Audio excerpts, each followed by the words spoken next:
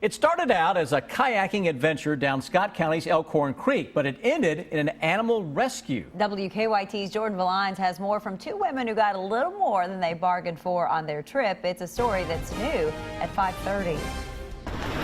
Okay. Ellen Dare's placer, Debbie Putman, and her dog Cassie are gearing up for another trip down Scott County's Elkhorn Creek.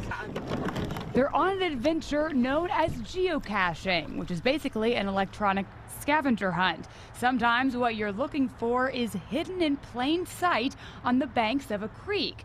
And sometimes when you're not looking for something, that's when you find it. We got 24 caches, and on our way back, we heard a cow mooing. Moo, moo, moo. And we looked over to the side, and there was it looked like a wet gray wolf. When the two women paddled up for a closer look, And it was a calf. And so we had to stop and went over, and it was getting weak and started to shake from exposure.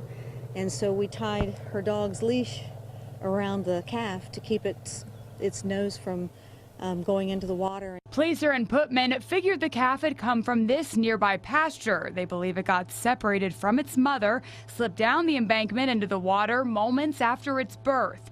The women say they couldn't totally help the calf, so they called the Georgetown Fire Department to rescue the newborn.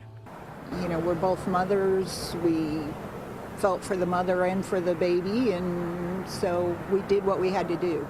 And now it's on to the next great adventure for these three.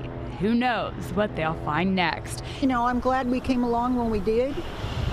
It was a great end to a wonderful day. In Georgetown, Jordan Valines, WKYT. I love that dog just riding along with them, too. Well, those two women say this isn't the first time an animal has actually been rescued while they were on the water. They tell us several weeks ago, another group of kayakers saved a calf in the creek.